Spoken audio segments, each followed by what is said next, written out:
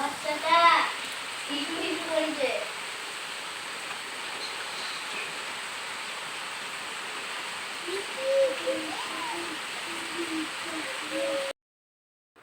Good morning friends, welcome back to a new blog.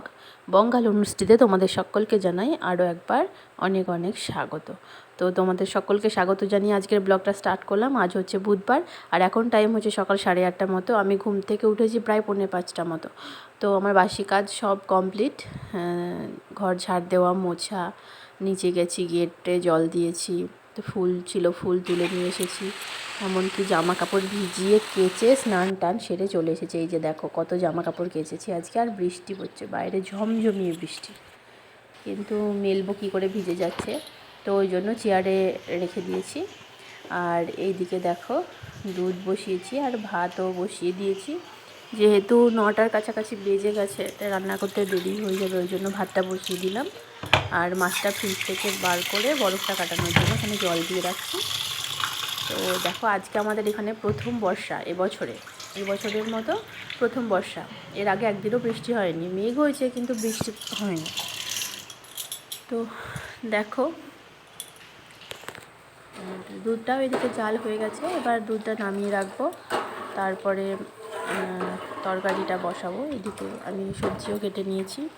আজকে রান্না করব মাছের ঝোল আর ভেন্ডি ভাজবো, ডাল করব, দেখি একটু শাক করব ভাবছি, যদি সম্ভব হয় তাহলে একটু শাকটাও করে নেব। তো এই যে আমি তেল বসিয়ে দিয়েছি, আর মাছে লবণ হলুদ মাখিয়েই রেখেছি অনেকক্ষণ আগে।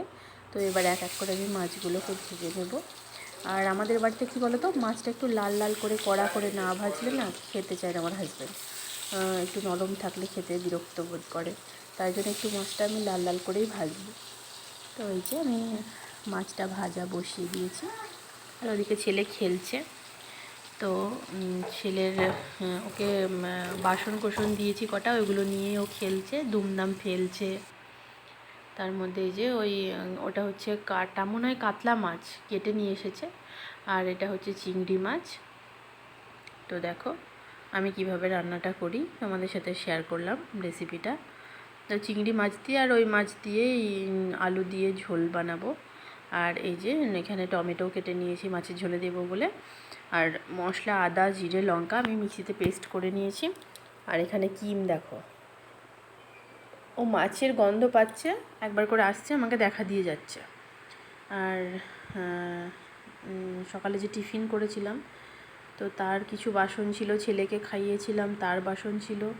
না সরি, আমার এখনও টিফিন হয়নি, হাজব্যান্ড খেয়ে নিয়েছে, ওকে দিয়ে দিয়েছি। আজকের টিফিন হচ্ছে সকালের ব্রেকফাস্ট, চিড়ে, দই, একটু লবণ আর আখের গুড়। তো ঠান্ডা জল দিয়ে এটাকে মাখবো, মেখে খাবো। এটা হচ্ছে আজকে আমার ব্রেকফাস্ট। ওদিকে মাছ ভাজা হয়ে গেছে, আলুটা এখানে ভাজা হয়ে গেছে, আমি গ্যাসটা বন্ধ করে দিলাম। তো আমি ব্রেকফাস্টটা সেরে নেব, তারপর বাকি রান্নাটা করব।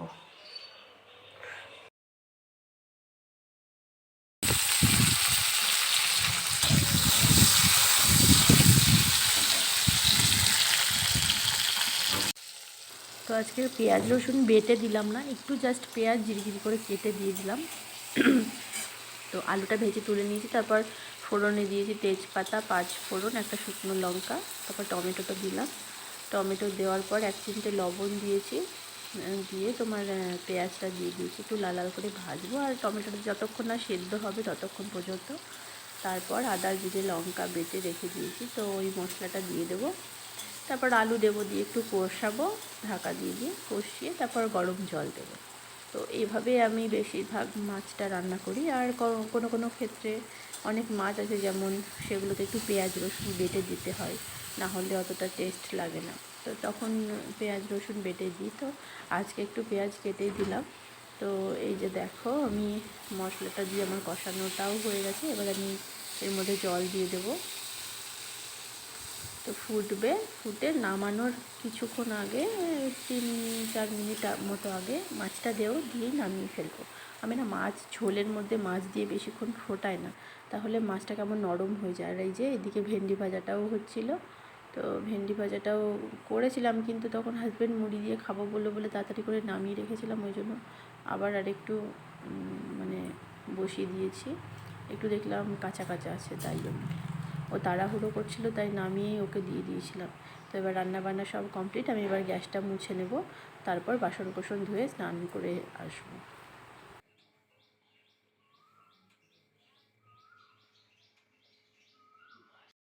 তো দুপুরে খাওয়া দাওয়া করার পর বাসন টাসন ধুয়ে মেজে একটু রেস্ট নিয়েছিলাম, 1 ঘন্টা মতো ঘুমিয়েছিলাম। তারপর ঘুম থেকে উঠলাম, উঠে ছেলে বায়না করছিল পার্কে যাবে, মা বেডু বেডু যাবো তাই বলছিল। তো তাই জন্য আর বেশি ছেলের থেকে বায়না করছিল ভাগ্নেটা, তো ওদেরকে নিয়ে একটু পার্কে গেলাম। তো দেখো, আর বন্ধুরা আজকের ব্লগটা আর বেশি বড় করছি না, এ পর্যন্তই থাক। দেখা হচ্ছে নতুন একটা ব্লগের সাথে।